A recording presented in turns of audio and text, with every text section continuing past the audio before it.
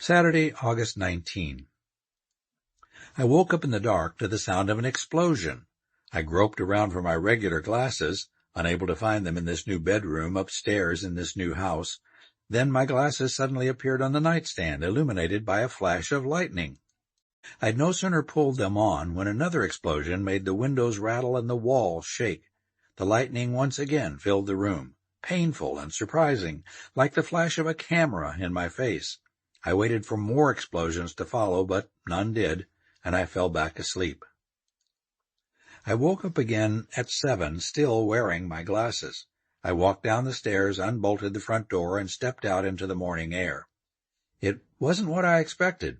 The air had a gray tint to it, and a damp, foul smell, like an ashtray. Smoke, I thought. Something around here is on fire. I walked back inside and turned left, toward the sound of a television.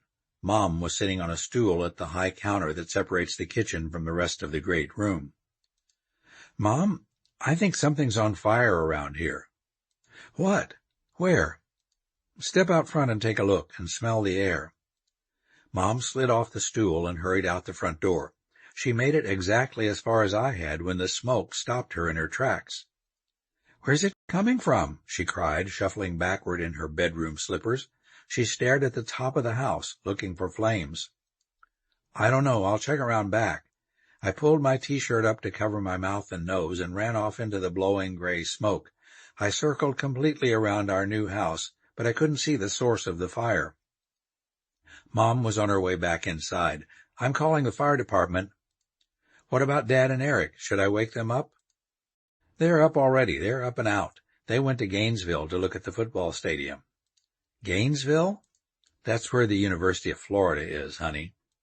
"Oh, I guess we don't need to save them then," I said as I started to feel the walls for heat. "You know, it could be the electric wiring inside the walls. It could smolder for a while in there and then burst into flame."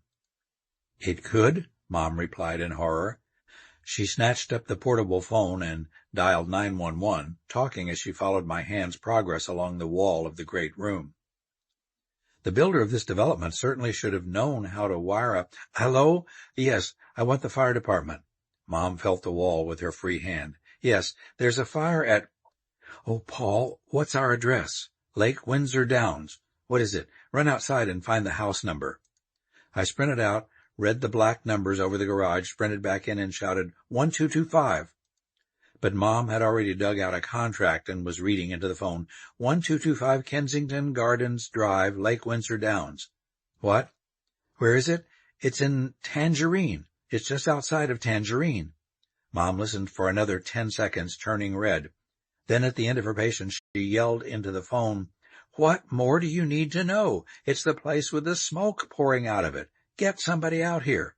She listened again and said, "Yes, please hurry," and hung up. We resumed our search of the house and waited for the approaching wail of the fire engines. 20 minutes later, Mom picked up the phone to call the fire department again as I peered out the front window. "Wait, Mom," I shouted. "I see them. They're on the other side of the development." Mom and I ran outside and watched an old red fire engine cruising slowly up and down the streets. The fire engine turned in our direction. We waved and hollered and managed to attract the driver's attention. When the engine rolled up in front of our house and the driver got out, we saw that he was alone. He didn't look to be much older than Eric. He had on knee-high black and yellow boots, a pair of cut-off shorts, and a white shirt that had Tangerine Volunteer Fire Department, Wayne, written over the breast pocket. He waved to us and smiled brightly. "Y'all the ones who called about the fire?" Mom turned and pointed at our house. Yes, right here." The young man didn't move. "Where's the fire at, ma'am?" Mom directed her voice at him like a laser beam. "You get in there and answer that question for yourself, young man. I called you 20 minutes ago. Is our house about to burst into flames while we're standing out here?" "Any of your walls or doors feel hot, ma'am?" "No." "Then I'd say you don't need to worry. You don't got a fire, just a bunch of smoke." "Smoke? Smoke from where?" Without a moment's hesitation, the young man's left arm shot up and pointed to the open field just beyond the wall at the end of our street. "Right out there. It's the muck fire. It's the what? Muck fire, ma'am. That field probably got hit by lightning last night, stirred up the muck fire. Last night? So, how long is this fire going to burn? The young man laughed out loud and threw up his hands. It's been burning for as long as I can remember. Mom's mouth dropped. She stared at him in disbelief as he continued cheerfully. Muck fires don't go out. They're burning all the time.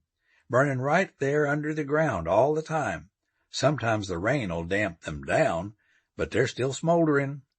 Y'all ever hear of lignite? Mom and I shook our heads dumbly. Wayne continued, Well, that field's full of lignite. Lignite is like one step before coal. There's hundreds of miles of it under here. Mom turned to me with a look of pure puzzlement. Well, I'm sure your father was never told about any of this. I'm sure the Homeowners Association will want to know about this. Oh, they know about it, ma'am. Lots of people call us when they first move in here. We wind up having to explain it to them. I watched Mom struggling to understand this. You explain it to them? Yes, ma'am. And then what do they do? The young man laughed again. They learn to live with it, I guess. When the wind's up like this, they gotta stay inside, keep the windows closed. You're saying that there's no way of stopping this fire? He shook his head. Late summer like this, if you want to stop the muck fire, you got to stop the lightning from striking. They ain't figured out how to do that yet. Watching this, I suddenly had to admire this Wayne fellow. He was relentlessly cheerful, even in the face of Mom's rising anger. I knew she wanted to grab him by the ear and march him down to that field to put out that muck fire once and for all. But she couldn't. She couldn't do anything except turn to me once again and vow to bring this muck fire situation to the attention of the Homeowners Association. Y'all have a nice day, Wayne called. Mom and I turned together to look at him. With a happy wave, he climbed back into the fire engine and pulled noisily away. Saturday, August 19,